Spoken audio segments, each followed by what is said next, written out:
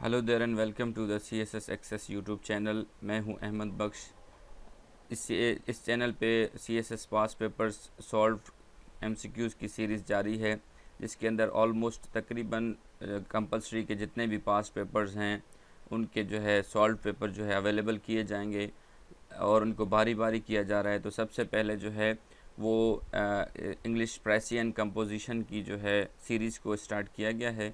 तो English composition की जो सीरीज़ है वो 2004, 5, 6 और 7 के पेपर जो हैं इस चैनल की यूट्यूब की प्लेलिस्ट पे मौजूद हैं। अगर आप वो देखना चाहें तो वहाँ से देख सकते हैं। आज जो पेपर हम करेंगे वो है 2008 का पेपर। 2008 के पेपर को देखेंगे कि उसके अंदर कौन से सिनोनिम्स और एंटोनिम्स पूछे गए हैं। लेकिन उससे पहले अगर आप किसी CSS, PMS, PCS या ऐसे कम्पिटिटिव एग्ज़ाम्स की तैयारी कर रहे हैं जैसे AD वगैरह, जिसके अंदर सिनोनिम और एंटोनिम्स पूछे जाते हैं और आप चाहते हैं कि ये लेक्चर आपके पास PDF फॉर्म में मौजूद हो, तो इस दिए गए नंबर पे आप कांटेक्ट करके PDF हासिल कर सकते हैं। So let's get started. शुरू में यही पैटर्न है जो हमको देखते हैं रेगुलरली। उनको पता है कि पहले सिनोनिम्स पूछे जाते हैं FPSC में और फिर बाद में उसको एंटोनिम्स पूछे जाते हैं। तो पहला सवाल यही है कि choose the word that is nearly similar in meaning to the word in the capital letters, यानी कि सिनोनिम्स हमने देखने हैं। तो देखते हैं कि जी आज पहला कौन सा लफ्ज़ है जो सिनोनिम्स के लिए पूछा गया है। पहला वर्ड है जी moratorium. Moratorium parts of speech के अंदर नाउन है। ये एक टेम्पररी स्टॉपिंग होती है, यानी आर्जी तौर पर किसी एक्टिविटी को बंद करने को कहते हैं, स्पेशली बाय ऑफिशियल एग्रीमेंट। यानी कि अगर सरकार किसी भी एक्टिविटी पे आर्जी तौर पे उसको बंद कर रही है तो उसको कहते हैं मोरेटोरियम।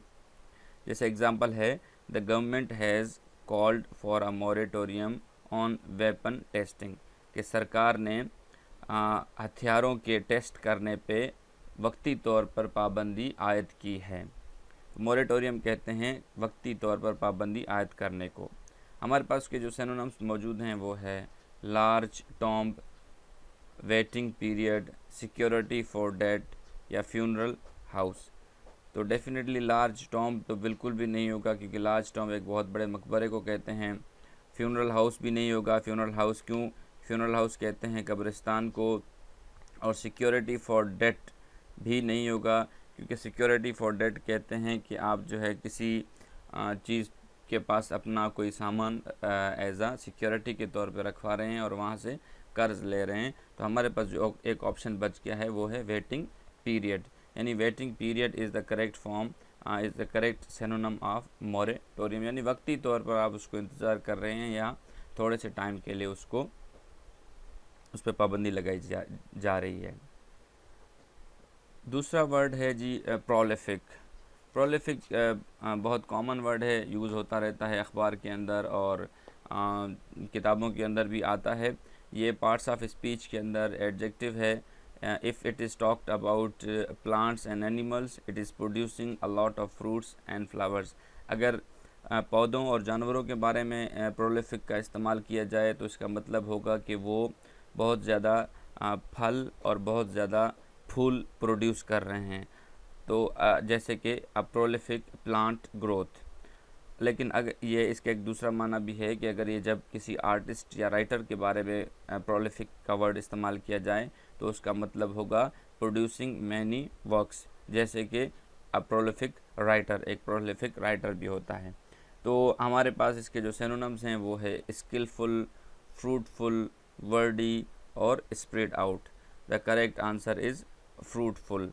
यहाँ पे इसने इसको प्लांट्स और एनिमल्स के कॉन्टेक्स्ट में लिया है कि जो ज़्यादातर फल और फूल प्रोवाइड कर रहा है।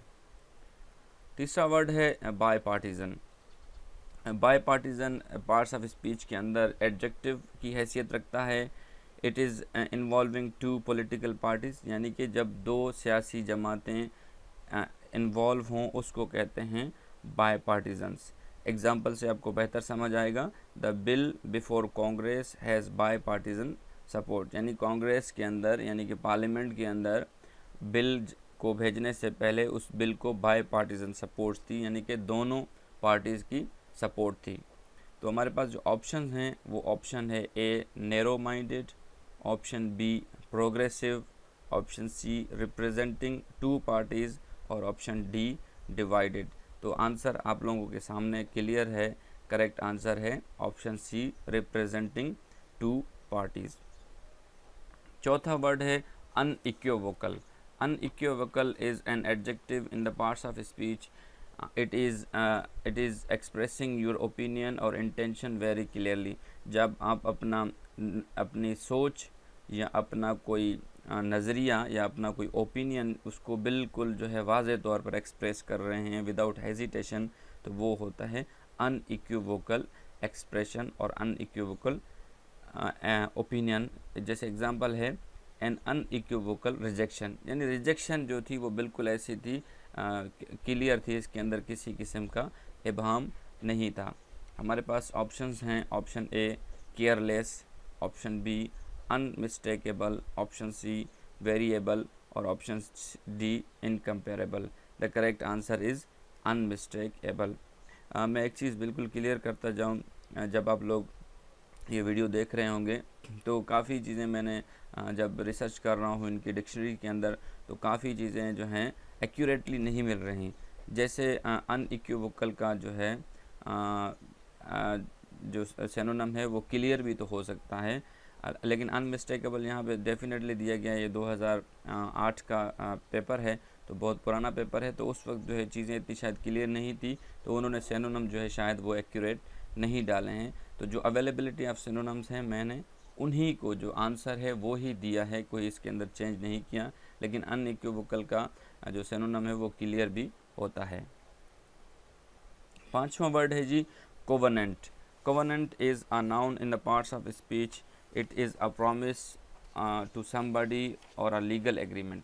ये किसी को वादा करना या कोई कानूनी तौर पे मुआहदे करने को कहते हैं कोवेनेंट। जैसे एग्जांपल है अ कोवेनेंट टू अ चैरिटी, जब आप चैरिटी करने के कोई लीगल एग्रीमेंट करते हैं।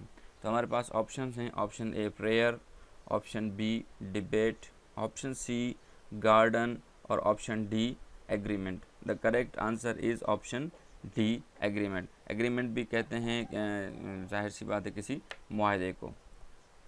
छठा वर्ड है tentative. Tentative is an adjective in the parts of speech if it is talked about arrangement or agreement, not definite or certain because you may want to change it later। अगर tentative का जो word है वो किसी agreement या arrangement के लिए इस्तेमाल हो तो उसका मतलब होता है कि वो डिफ़ाइन नहीं है या डेफिनेट नहीं है। वो डेफिनेट क्यों नहीं है? क्योंकि आपका इरादा है कि आप इसको जाके बाद में तब्दील करेंगे, यानी कि आप इसको आर्जी समझ सकते हैं। आसान लफ्ज़ों में आर्जी के माना में यानी टेम्परेरी के माना में आता है। जैसे कि एग्जांपल है टेंटेटिव कंक्लूजन। तो हमारे पास जो ऑप्शंस हैं, ऑप्शन ए है एक्सपीडियंट, ऑप्शन बी है नॉमिनल, ऑप्शन सी है प्रोविजनल और ऑप्शन डी है alternative. The correct answer is provisional. अगर जो प्रोविजनल क्लियर है, लेकिन फिर भी मैंने सोचा कि ये एक ऐसा लफ्ज़ है जिसके माना जो है वो इग्नोर होते हैं दोस्तों से, तो मैंने कहा इसको मैं एक्सप्लेन कर देता हूँ। ये प्रोविजनल भी पार्ट्स ऑफ स्पीच के अंदर एडजेक्टिव है। इसका माना होता है arranged for the present time only and likely to be changed in the future, यानी थोड़े से वक्त के लिए कोई चीज़ अरेंज की जा रही है और इसके चांसेस हैं कि इसको जो है फ्यूचर के अंदर चेंज कर दिया जाएगा। जैसे एग्जांपल है प्रोविजनल एग्रीमेंट्स। तो करेक्ट आंसर हमारे पास है आंसर सी। सातवां वर्ड है demographic. Demographic is a noun in the parts of speech. It is a data relating to the population and different groups within it. ये demographic एक data होता है या लोग होते हैं जो किसी पॉपुलेशन के अंदर होते हैं और डिफरेंट ग्रुप्स जो होते हैं उसके बारे में एक डेटा को कहते हैं डेमोग्राफिक। तो हमारे पास ऑप्शंस हैं, option A demons, option B communication, option C population या ऑप्शन डी ट्रिक। तो करेक्ट आंसर है पॉपुलेशन। आठवां वर्ड है जी last but not the least is sonar. Sonar is a noun in the parts of speech. It is an equipment or a system for finding objects underwater using sound wave। ये पानी के अंदर कोई चीज़ें ढूंढने का एक आला होता है जो साउंड वेव यूज़ करके चीज़ें तलाश करता है, उसको कहते हैं सोनर। हमारे पास ऑप्शंस हैं। ऑप्शन ए सिनोनिम्स में apparatus to detect, option B locate project, option C measure rain और option D anticipate earthquake. The correct answer is apparatus to detect, यानी ऑप्शन ए। अपरेटस की मैं माना क्लियर कर दूं आप लोगों को, ये थोड़ा सा मुश्किल वर्ड मुझे लगा कि है और आप लोगों को पता होना चाहिए। अपरेटस ये पार्ट्स ऑफ स्पीच के अंदर एक नाउन है। अपरेटस कहते हैं टूल्स और other piece of equipment that are needed for a particular activity, यानी एक ख़ास एक्टिविटी जो आप करना चाह रहे हैं उसके लिए जो आपको औजार और हथियार चाहिए उसको कहते हैं अपरेटस। सो ये आज के वोकेबलरी थे 2008 के पास पेपर्स के। अब तक के लिए इतना ही। अपने और अपने चैनल का ख्याल रखिएगा। अल्लाह हाफ़िज़।